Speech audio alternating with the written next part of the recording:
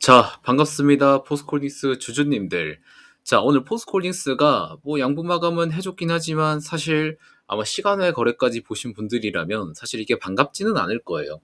사실 분봉으로 한번 보면 장 마감 직전에 한번 크게 흘렀었던 거 있죠. 이게 시간의 하락을 이미 알고 있었던 주체들이 먼저 매도한 게 아닌가 그런 생각도 듭니다. 그래서 오늘 이러한 부분에 대해서 여러분들께 좀 말씀을 드리고자 하니까 영상 시청 전에 구독과 좋아요 한 번씩만 부탁드리면서 바로 영상 시작하도록 할게요. 자, 이러한 급락이 나왔었던 배경은 시간 외에서 재료가 나왔었죠. 자, 일본 제철이 미국에 있는 US 스틸을 인수하기 위한 자금을 마련하기 위해서 포스코홀딩스를 가지고 있는 3.42%의 지분을 매각한다고 하면서 뉴스가 나왔습니다. 자, 이러한 내용 때문에 포스코홀딩스의 지분을 일본이 판다? 라고 하면서 시간 외에서 무려 2.2%가 하락을 했습니다. 자, 이런 2.2% 하락이 나올 걸 아는, 일본이 매각할 거라는 그런 내용을 아는 주체들이 이 시간대에 던졌다고 좀 판단이 되고 있어요. 자, 그래서 포스코홀딩스 외에 다른 이천지들, 자, LG 엔솔이라든지 일본으로 볼게요.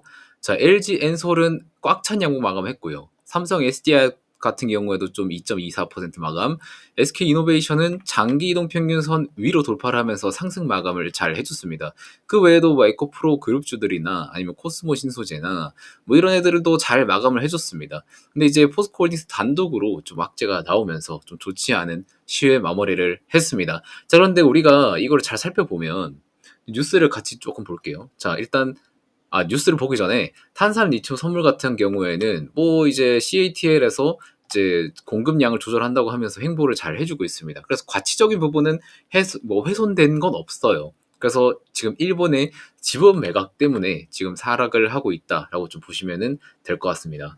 자, 뉴스를 좀 같이 한번 볼게요. 포스코딩스 주식 다 판다. 미국 US 스틸 인수자금 마련하기 위해서 지금 일본 제철이 매각을 한다고 합니다. 그런데 사실 일본 제철 같은 경우에는 과거부터 포스코홀딩스랑 제휴를 좀 오랫동안 했었던 회사입니다. 그래서 이러한 지분 매각을 하더라도 포스코홀딩스랑 제휴는 계속해서 지속을 할 예정이고, 사실 일본 제철 같은 경우에는 한국보다는 미국이랑 인도 시장을 좀 전략적으로 파기 위해서 지금 미국에 있는 US 스틸을 매수하기 위한 인수자금 마련을 하기 위해서 지분 매각을 하는 거다라고 보시면 될 것 같아요. 그래서 우리가 여기서 좀 알아야 될 건 뭐냐면, 이러한 지분 매각을 장 내로 던질 건지 아니면은 제3자한테 던질 건지 아니면 포스코 홀딩스한테 던질 건지, 자, 이런 것들을 정해야 되는데 사실 이게 정해지지가 않았어요.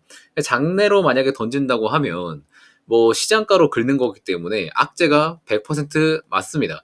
근데 이제 제3자나 아니면 다른 기업에 던진다고 했을 때 지금 이 던지는 가격을 설정을 해야 돼요. 근데 그 던지는 가격이 결정되는 그 시점의 주가와 그리고 우리가 거래하고 있는 시점의 주가가 차이가 날 거잖아요. 자, 그러면은 우리가 만약에 한 40만 원에 거래가 되고 있었어요. 근데 제3자에 파는데 42만 원에 팔겠대. 그러면 이거는 오히려 호재로 작용이 될 수가 있습니다. 왜? 주식의 가치가 상승됐다는 거를 인식시켜주는 이벤트이기 때문에 이러한 부분들은 호재로 다가올 수 있다. 하지만 지금 시장에서는 매각을 하겠다는 이 매각 자체 이런 단어 때문에 지금 거기에 시선이 꼽혀있기 때문에 시간 외에서 하락을 했습니다. 그래서 이러한 부분들을 여러분들이 분명히 알고 가셔야 된다는 거를 말씀을 좀 드릴게요.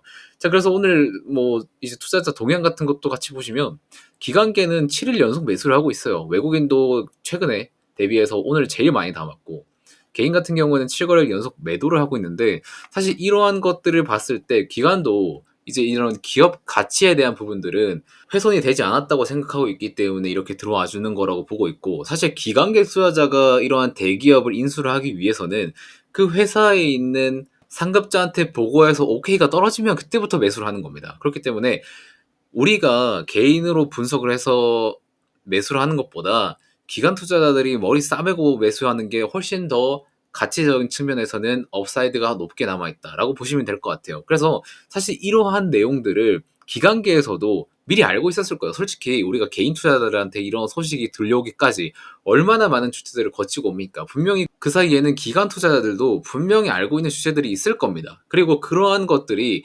악재로 판단됐을 경우에는 기관 투자자들은 대부분 미리 던지는 그런 모션도 취하기 마련이에요. 근데 기관 투자자들도 오늘 같은 날에 매수를 했고 외국인 투자자들도 오늘 같은 날에 대량으로 매수한 걸 봤을 때 사실 가치적인 측면에서 훼손된 게 절대 아니기 때문에 이러한 부분들은 외국인이나 기관 투자자들이나 연일 매수하고 있는 것으로 대응을 하고 있다. 이렇게 좀 해석이 되기도 합니다.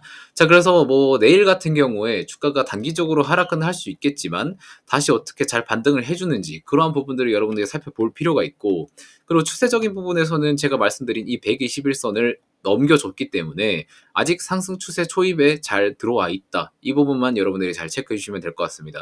자, 그래서 제가 말씀드리는 40만원 그리고 224일선 이평선을 잘 넘어주는지 분명히 확인이 필요하고요. 여러분들이 하락을 하게 되면 이 121선을 잘 지지해 주는지도 하락이 가능합니다. 지금 장기 이평선 두 개 사이에 들어와 있는 입장이기 때문에 여기서 부딪히는지 여기서 제한이 되는지 이런 부분들을 여러분들이 잘 체크하셨으면 좋겠습니다. 자, 그리고 감사하게도 또 제 영상에 또 잘 보고 있다, 좋은 정보 주셔서 감사하다라는 댓글이 달려줬습니다. 이런 영상 댓글 볼 때마다 정말 뿌듯하고 영상에 조금 더 힘을 실어서 여러분들한테 말씀을 전달 드릴 수 있는 것 같습니다. 그래서 오늘 영상 잘 보셨다면 구독과 좋아요 한 번씩만 부탁드리고요. 잘 보고 있다고 댓글도 한 번씩 남겨주시면 감사드릴 것 같습니다. 자, 그럼 오늘 영상은 여기서 마무리하도록 하겠고 저는 더 내일 더 양질의 정보를 가져와서 여러분들께 제공 드릴 수 있도록 하겠습니다.